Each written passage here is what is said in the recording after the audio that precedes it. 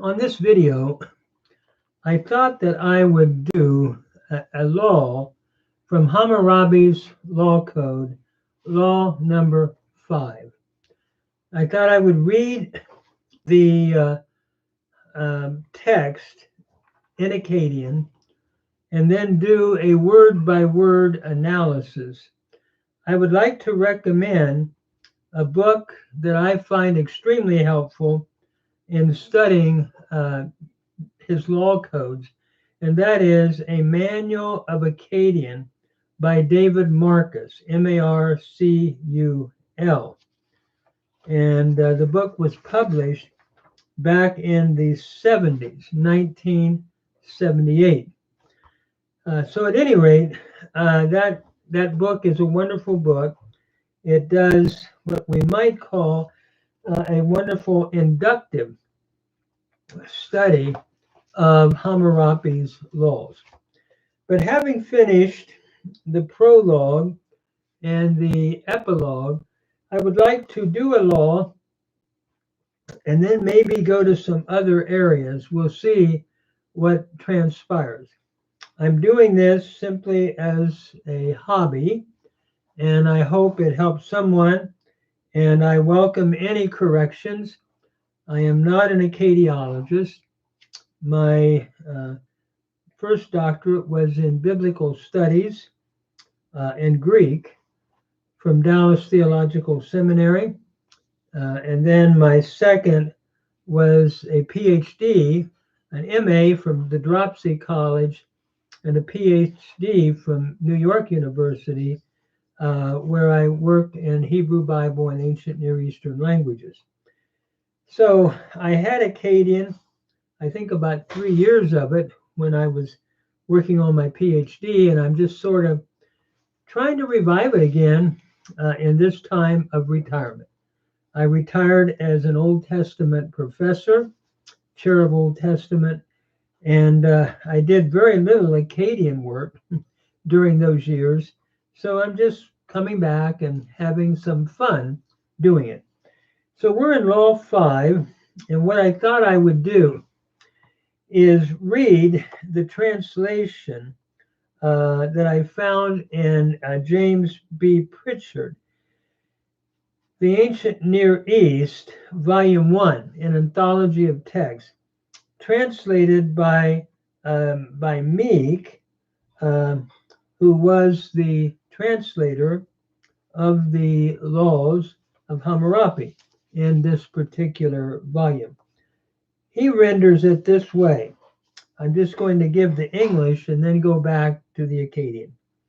If a judge gave a judgment, rendered a decision, deposited a sealed document, but later has altered his judgment, they shall prove that the judge altered the judgment which he gave, and he shall pay 12-fold the claim which holds in that case. Furthermore, they shall expel him in the assembly from his seat of judgment, and he shall never again sit with the judges in a case.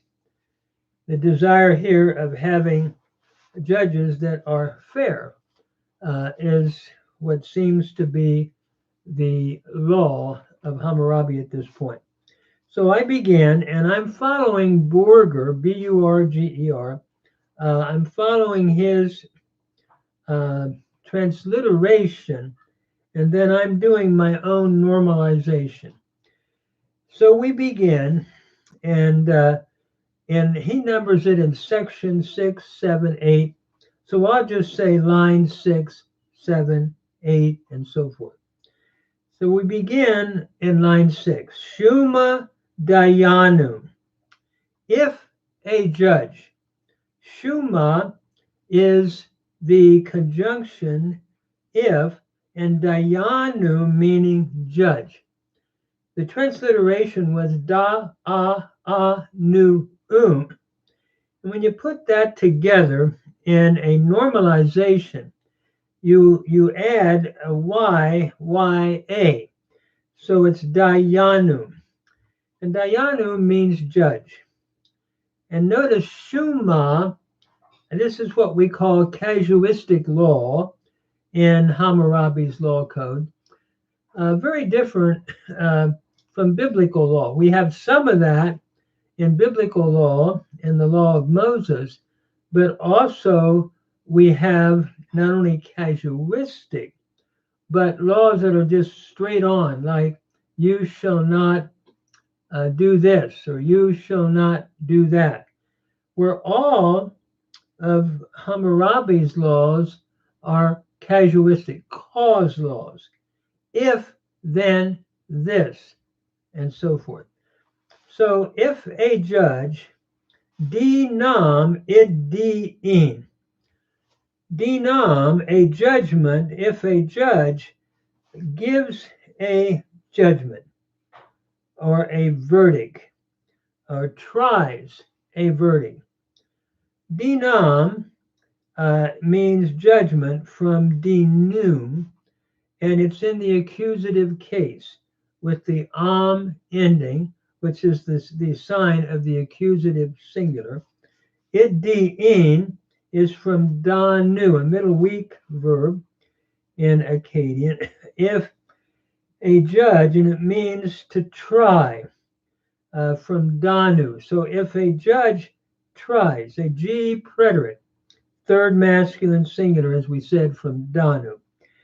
So if a judge tries a judgment or a case, here we have a cognate use of the accusative, in and num.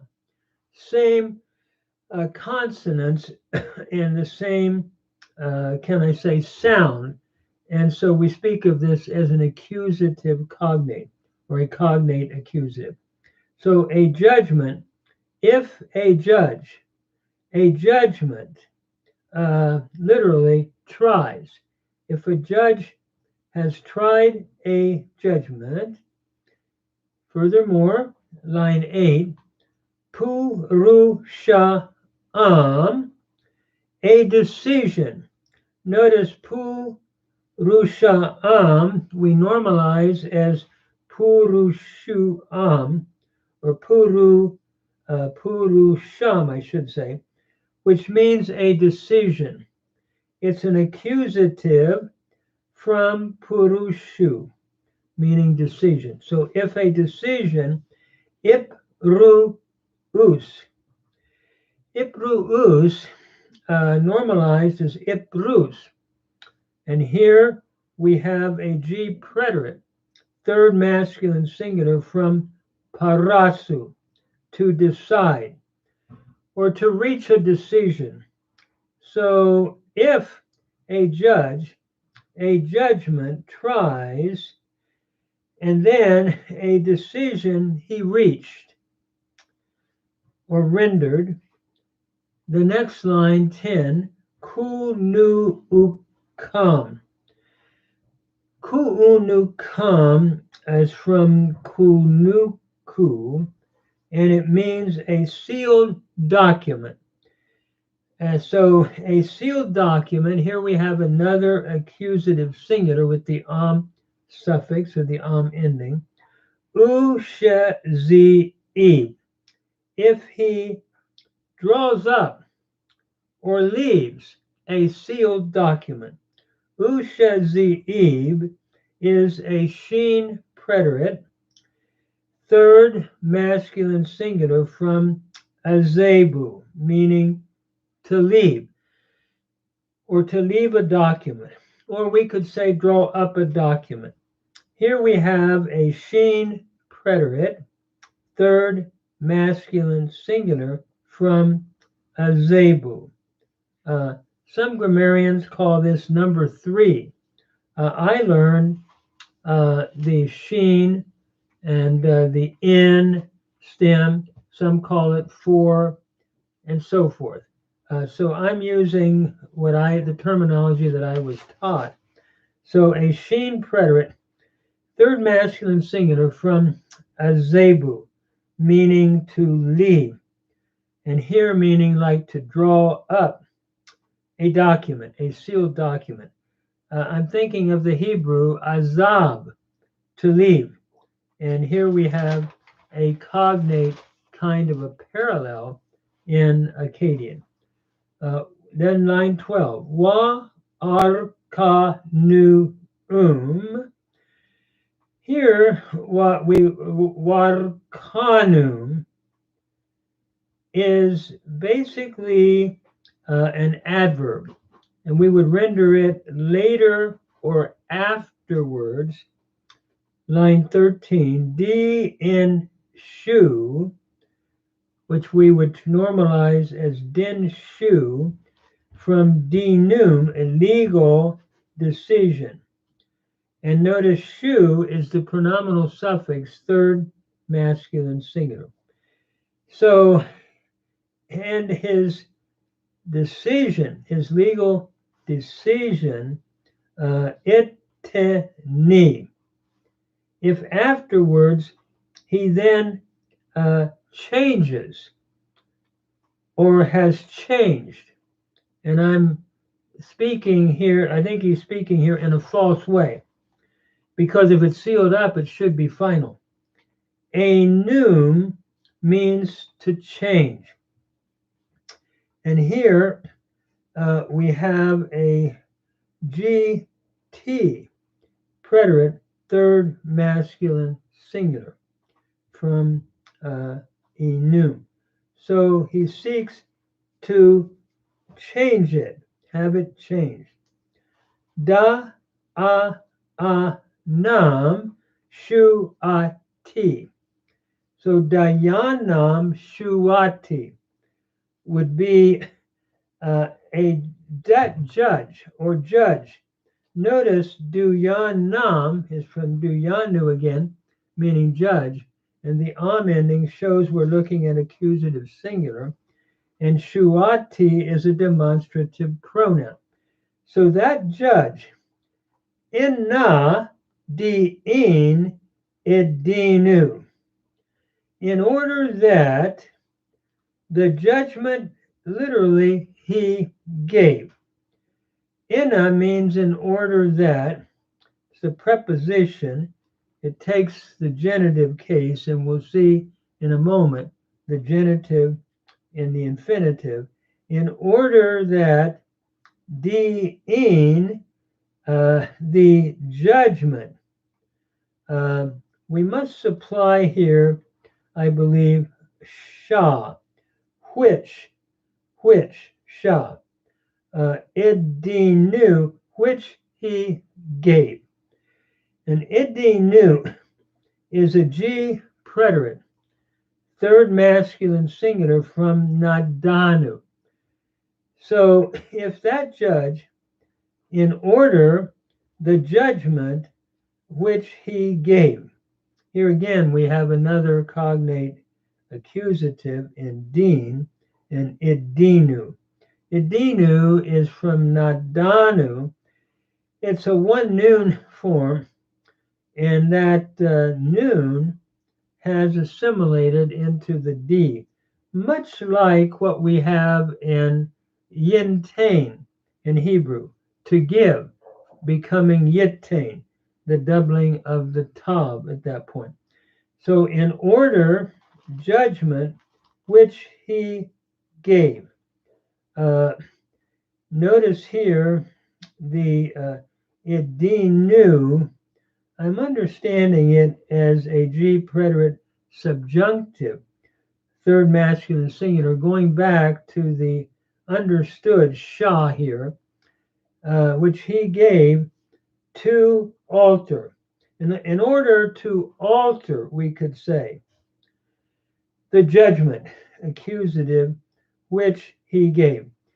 Enem is from inu, or enum, and it means to alter, a final weak form here, or to remove or change. In other words, once there's a sealed document, why would he go back and alter it and change it? So there must be something going on that's not right here. That's what I think the law intends to say. And this is a G infinitive from in nu. So ukanu shu ma. If then they firmly establish, ukanushu is from kanu, meaning to establish. I think of Hebrew kun, to establish. Here we have a D preterite. Notice the doubling of the middle radical, much like the PL in Hebrew, in the N here, with the U prefix. So that in order to establish for him, in order that he might establish, ma is simply and. And firmly, literally, establish it, we should say. In other words, if they can firmly establish that he altered what had been sealed in the document that had been done, then line 18, rugu the claim. This is from rugumam, the claim. In that case, inna di nim shuati. Notice inna is the preposition. Inna di nim is taking the genitive here in the im ending from and shuati is a demonstrative pronoun. In that case, while it is existing or it is present, that is what has been sealed. Ibashu is from bashu, meaning to exist, and it's an N stem here, that it is existing, while existing with reference to it. An N stem, a passive stem from bashu, to exist. Adi 12 shu, or adi shinshir shu. Ara is the Sumerian, meaning 12, and the Akkadian shin shir, meaning 12 fold. Adi is the preposition unto 12 fold. Inna adi'in. He shall give. So he's going to pay back 12 fold. Here, inna adi'in is from inna din. It's the G present, in my understanding, third masculine singular from nadanu, to give. So he shall give 12-fold. And furthermore, he's going to be barred from being a judge. So notice line 23. U inna pu'ri'in. And in the assembly. Inna here takes the genitive case in puchrim, from puchru, meaning assembly.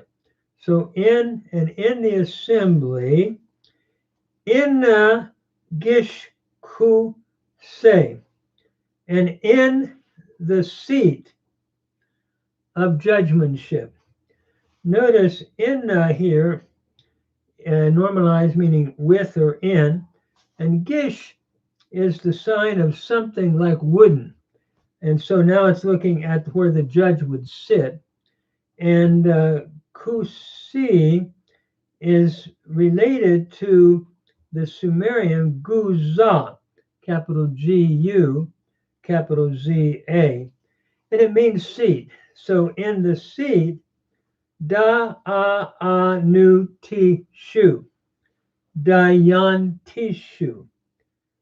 So in the seat of his judgeship, and the form is dayanutu, meaning judgeship, And here we have a genitive singular with a pronominal suffix shu, third masculine singular. So in the seat of his judgeship, u shet bu shuma, they shall remove him. So because he's been dishonest, they shall remove him. In other words, u shet bu shuma is from tebu, meaning to remove or expel. And the she here is introducing the sheen, the causative stem in Akkadian. So they shall remove him. Shu is the preposition third masculine singular from shu. So they shall remove him from judgeship. In other words, he's no longer going to be able to be a judge. Ita arma, and not ma here would be and, a conjunction, and not, here we have the negative particle in the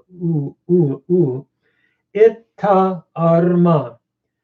He shall not return.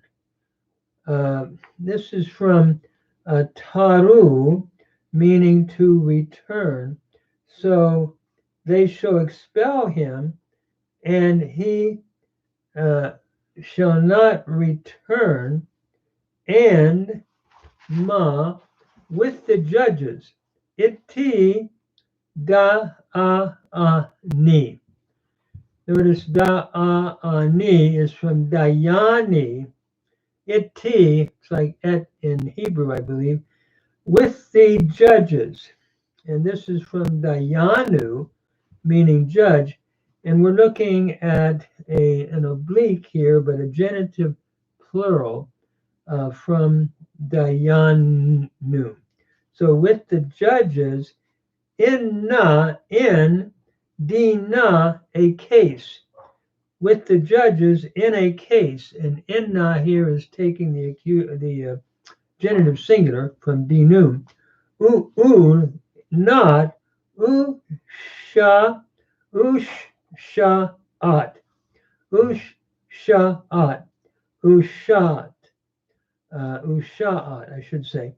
A G present from washabu, a 1W form, where the W has elided or dropped out, much like what happens in Hebrew, where we have pei vav forms. So what it's really saying, he shall not again sit. And itarma, taru is going with this ushat. He shall not again sit. So he will not be able to set again with the judges to declare any kind of judgment. So usha'at, usha'shad. By the way, this is a D. I said a G. A D stem, I believe. He shall not sit. I don't know. I'm debating here. A G, it's either a G present from washabu. I guess we could take it as a G present. He shall not sit again to give a case of judgment from washabu. And that is accounting for the U here rather than probably a D stem.